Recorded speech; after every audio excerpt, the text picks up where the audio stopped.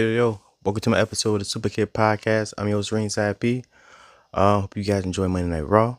We about to get into it. Before we get started, make sure you like, subscribe, share, comment, give me feedback. Check out my reels, check out my shorts, check out the TikToks, check out me on Spotify, check out me out on Table Ladders and Bumps. We got Money in the Bank this weekend, Saturday, so hope you guys can be watching that. I'm gonna be watching it. Who you guys picks for the PLE? I'm gonna get this. I think I'm gonna do a video later on with some of my predictions for the Money in the Bank. But if you guys got some predictions later, early on predictions, let me know. What we gonna get into? And let's kick the show off real quick. Let's get into it. Michael Cole kicked the show off, yeeting on himself, filling in for Pat McAfee.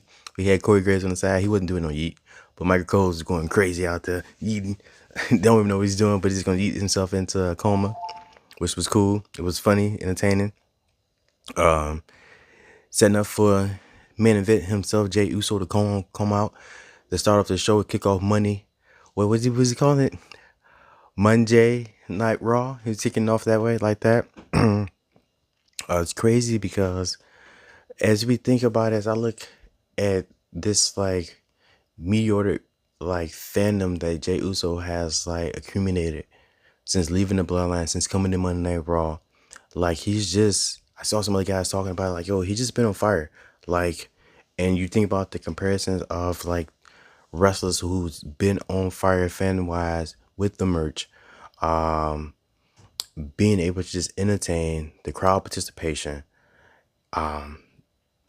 He is in like a class of his own right now, and it's crazy that he hasn't won a singles title. I feel like you would have been put a singles title on Jey Uso a while ago, you know, especially if he wasn't gonna go back into the bloodline anytime soon, or be in any other like major feud. I think he should have had a title. Like, he's just so on fire right now. Like I said, just with the crowd and everyone just be behind him, it felt like it only made sense for him to have some type of single title. Maybe not the World Heavyweight title. I know his title with Gunther for the longest with the Intercontinental Championship, but maybe he probably should have won that, you know, because it doesn't hurt Gunther to lose because it's Gunther and he's built up solid, you know, so there's no way to really hurt his character and then like that. But Jey Uso, like, I felt like they needed to really like capitalize on everything that he was doing with the fans, especially after Backlash, you know, the fans going crazy like that and being so into his interests and just really being behind him. Now, do the matches really showcase him being that great? Yeah and no. It all kind of depends on who he's in a match with, right? So, but still though, I feel like you still have had lesser talent in the ring with the in-ring ability as Jey Uso or on par with Jey Uso, and for them to be able to be champions, you know, or hold a championship belt. So for him to, like I say, have the merch, have the crowd participation, all these amazing things, and still not be champion is strange to me, you know. I feel like they're missing the boat with him, and it might be similar to LA Knight, you know, two guys that get huge pops when they come out and still haven't held singles championship gold. What do you guys think? Do you think it's long overdue for Jey Uso to be a singles champion? You know, do you think he has a real shot at winning Money in the Bank? Or you think he was just buying time until he gets back into the bloodline and there's no real reason for him to be champion? Let me know, man. What do you guys think? This is Jey Uso coming out. You had Chad Gable come out because Chad Gable was also in Money in the Bank. So, you know, they had a little face to face and talk off, you know. And then in the midst of that, Chad Gable says, "Hey man, you're the reason why the Wyatt Six are here. You stole the Fireflies." And Jey Uso's like, "Hey, I want no smoke with Unc. This is your beef. You take them, and I'm gonna dip up out of here." And sure enough, as he says that, the lights go out. Fall starts fall starts filling up the ring. You start hearing the piano keys, sounding like "Runaway" by Kanye West, and then they're here again, but not all of them, just three, you know. And Chad Gable once again is freaked out. He doesn't know what to do, but they're here again, and you get no, it isn't just three, it's four. Yeah, four of them, because you got, I don't know what we call her yet. I don't know if we call her Abby or what, or the witch, but she drops off another VSS to Michael Cole, and they take that back to the production truck as if they don't. I don't know why we're using VHS, videotapes. Like, why are we doing it so like old school? Like, what's the meaning behind that?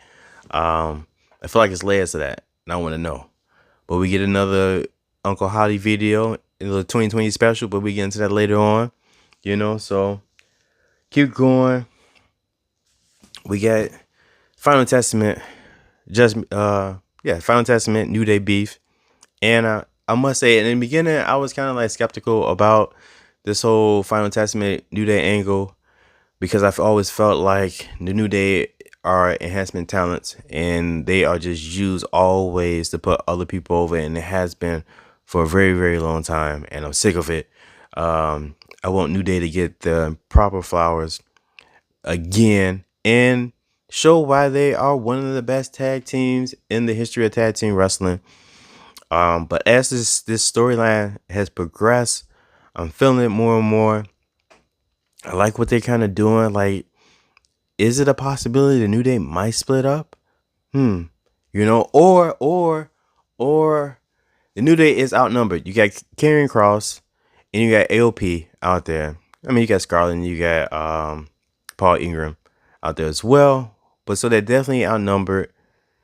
And as far as like wrestlers out there that can compete, let's say you got Karrion Kross and AOP versus Kofi and Woods. So it feels like they need a third member. Who could that third member be? Who? I wonder if he is able to come back and compete. I know they said it, and maybe still waiting the time or whatever. I hope his career's not over. Maybe Big E can't come back. Maybe they can come back at SummerSlam. But then it's like, hey, the Final Testament is going to suffer another major loss at another major PLE. Because I was surprised that they lost to Bobby Lashley and the Street Profits at WrestleMania. So I was surprised by that, especially being a new, well, both of them are kind of new groups. But I felt that they was really trying to put something behind Karrion Kross in the Final Testament. So I was surprised that they lost. So I can't really imagine them losing again. But if Big E comes back, if he's able to come back, the New Day can't lose at SummerSlam. So we'll see. Or is it possible that the New Day split? Are the days numbered for the New Day? Let me know. What else we got? Guess we get into this Judgment Day drama again. Liv Morgan had a pretty solid match in my opinion with Selena Vega. I guess we knew that Selena was gonna win. Monday Night Raw. The title isn't gonna change hands. I don't know the last time the major title has changed hands on Monday Night Raw. Because I felt like this could have been a PLE match. This could have been Money in the Bank. I was hoping for Money in the Bank, but I'm glad that the match, happened anyway, because it was time for Liv Morgan to defend her championship. But it still just progresses the Liv Morgan, Dominic Mysterio, Liv Morgan, Judgment Day storyline even further. But this could set up for a possible another match between Liv Morgan and Selena Vega. Like I said, I didn't have a problem with the match. I thought it was decent. And I'm still digging what's going on with this whole Judgment Day stuff in Liv Morgan. Like Dom lying about that he talked to Rhea, because Priest talked to her. She's heated. She's ready to come back and rip people in half. And Dom's just like, I'm gonna take care of it, and he hasn't taken care of it. And now you get Liv Morgan up in the Judgment Day locker room partying, playing PS5, playing 2K24 back there, living a lifestyle, living a life like it's golden. But then it also sets up stuff between Priest and Finn. Like the jealousy. Priest wants to Priest is the guy. Finn wants to be the guy, even though Finn has tag team gold. We know that Finn probably would rather like to be World Heavyweight Champion. Priest trying to establish himself as a dominant World Heavyweight Champion with not without needing help and interference from the Judgment Day. So you got that turmoil and dynamic right there going. So I feel like at some point we're gonna get Finn and Priest 1-on-1. I was gonna say SummerSlam, but you got Gunther at SummerSlam waiting in the wings, so that's not gonna happen. And then also just with more the Liv Morgan, Dominic Mysterio, like I was happy to see Judgment Day win the tag team championship, because now it's like, all right, you guys been goofies, you've been a bunch of doofs, but at least y'all got gold and y'all winning.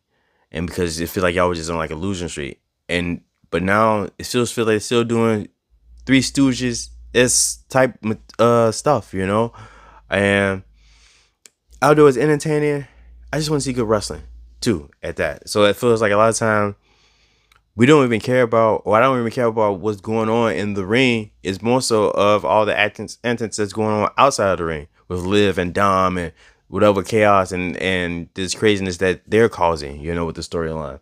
I want more wrestling. That's what I want. I feel like it's safe to assume that Seth Rollins probably isn't winning at Money in the Bank. Something's going to happen. He's not going to win. And so now it seems like, what is next for Seth Rollins? Is it time for a character change? Is it time for a heel turn? I don't know. Like, I don't really necessarily have a problem with this current version of Seth Rollins. I didn't get tired of him, because he can still go, and the character, I like the character. I like the flashiness, with Seth Rollins. So I didn't have a problem with that. I know some people do. I just wonder what is next for him, because it doesn't seem like anything's really there for him to really do. But I feel like there's still stuff open for him. Could Roman come back in and get some payback on him? Is that chapter closed? Who knows? Maybe would the Wyatt Six come after him? Because he didn't had altercation with Bray Wyatt and the Fiend in the past. So I guess there's possibilities for Seth, but who really knows what's next for Seth Rollins? What do you guys think? Would you like to see happen with Seth Rollins in the future? Let me know. As we continue on, we had another qualifying match for one of the last spots in the women's Money in the Bank. We had Dakota Kai out there, Ivy Now, Zoe Starks, and I saw some chatter on the internet about, how Dakota is pretty much, I don't want to say that she's begging, but she wants a real opportunity at a singles championship to really be something out there. And I think it might be long overdue. Like, she's been in the game for a minute, doing her thing, NXT, main roster, had some injuries, came back, got fired, came back, damage control, injured again, but came back again, and I think she could go. Like, in that match, I thought for sure she was going to win and be in the Money in the Bank competition. And I'm like, man, I was shocked that she didn't win. At the saying that, what, the chiropractor or something like that it was called, like, I'm like, yo, man, like, she out here killing it. And then to still suffer a loss. And then to have the Unholy Union come out and interfere in that as well. It's like, aren't you guys healed? And Damage Control is healed. And Damage Control has this thing going on with Kaden and Katana and Lyra. And it's like, now you got these. It's just too much. Like I said, I feel like, well, Io Sky is in there. But I feel like Dakota, it's time for Dakota for something, And once again, that women's mid-card championship needs to come into play at some point. And because there are a lot of talented women wrestlers on the roster that need proper tick, and that'd be a good championship for them to go at. In the beginning, I was also feeling like, man, what was the point of all these three-way, these triple threat qualifying matches? But in some instances, it feels like I can understand why they had him, because it keeps some of the matches, the pace being too slow, and maybe some dry moments and boring, and so it allows the match to keep flowing, and especially like even in like say that match last night, Dakota, Zoe, and Ivy. Now like the match felt to me didn't really like slow down per se, you know. It was some slower spots, but it wasn't like dead at times because you always had someone interacting with someone else, you know, which was cool. So now I kind of get it, you know, more so. What else? What else? We got Braun Breaker out here again, breaking them, snapping them in two. I doubt that he's gonna beat Sami Zayn. I feel like Sami Zayn's gonna pull it out. Pause. But it's gonna be a good match.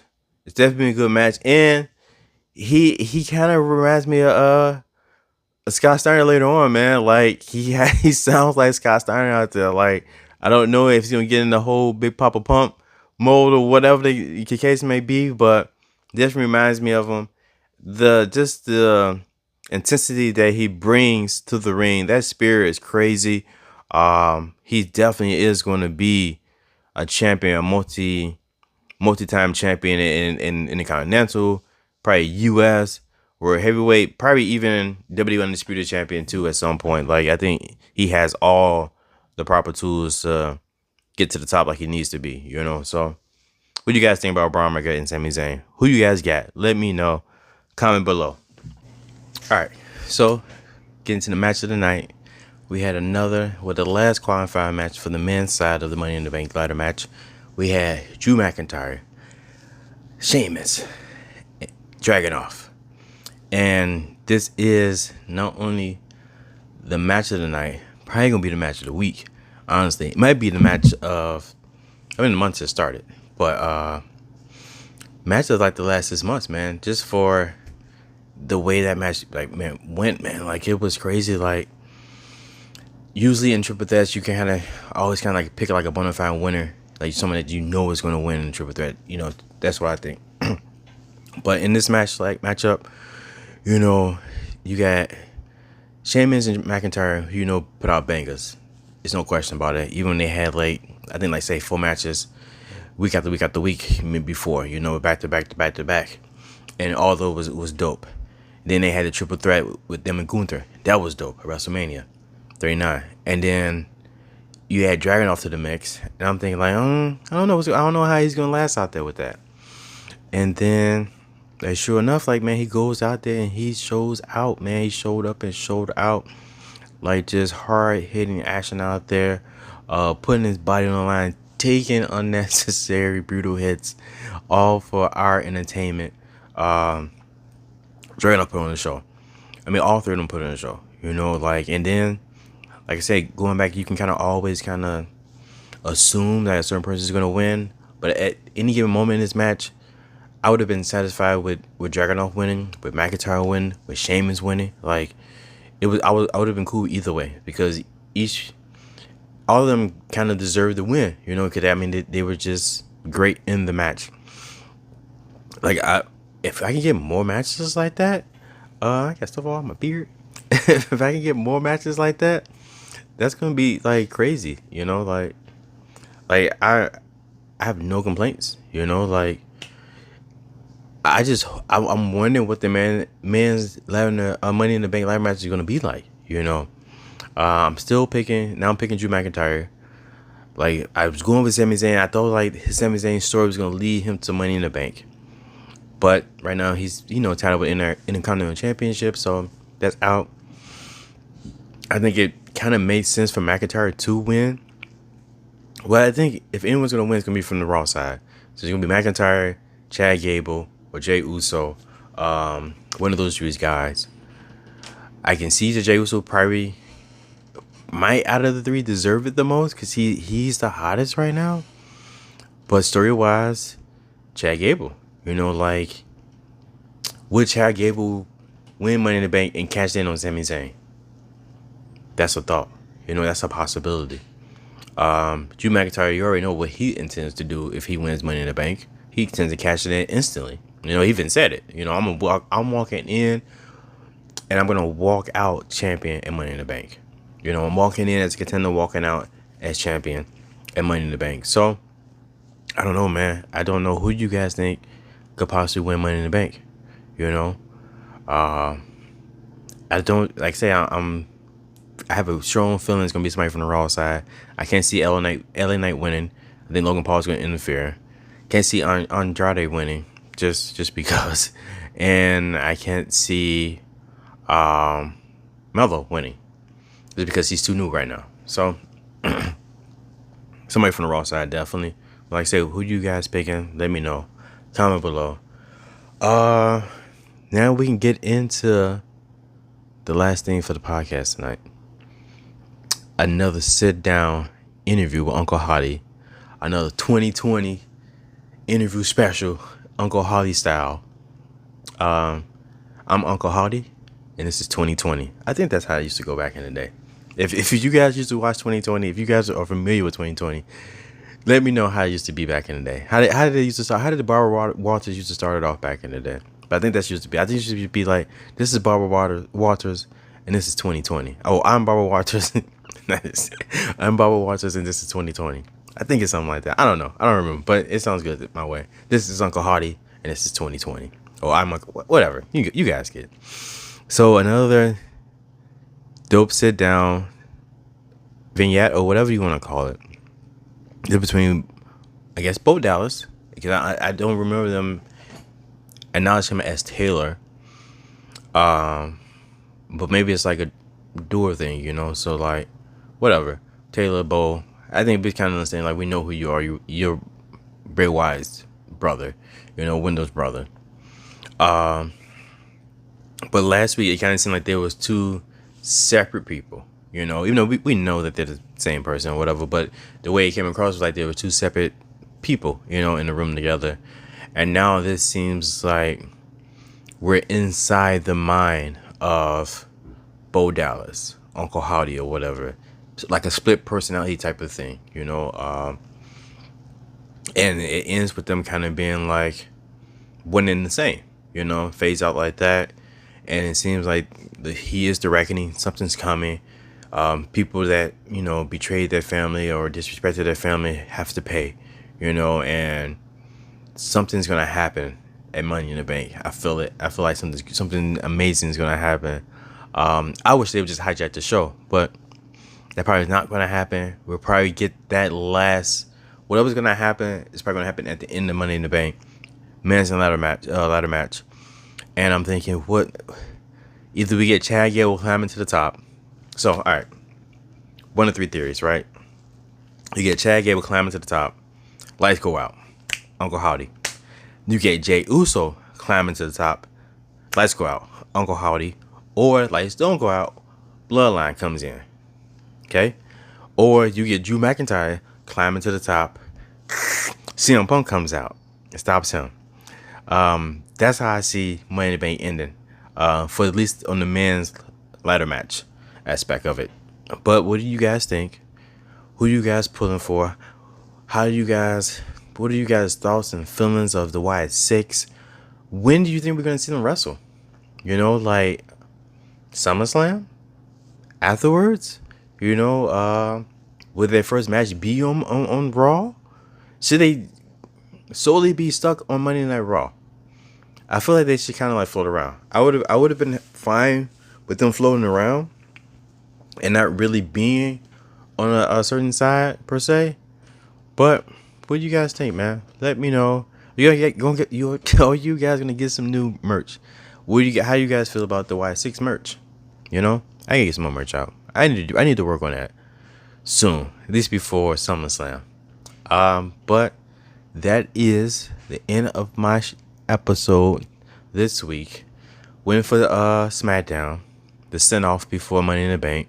So I'm gonna do a combo with Smackdown, Money in the Bank, get that out for you guys. As always, thank you guys for liking, subscribing, sharing, comment, giving me feedback. You know, checking out my reels, my shorts, TikTok, Spotify. Check out the Superkick store. Table ladders and bumps. We're doing things. You know, it's cool stuff all around. What else, man? I still taking a pause on my what ifs. May get back to those maybe after August. Maybe after August I get back to my what ifs. But until then, like I said, man, thank you guys.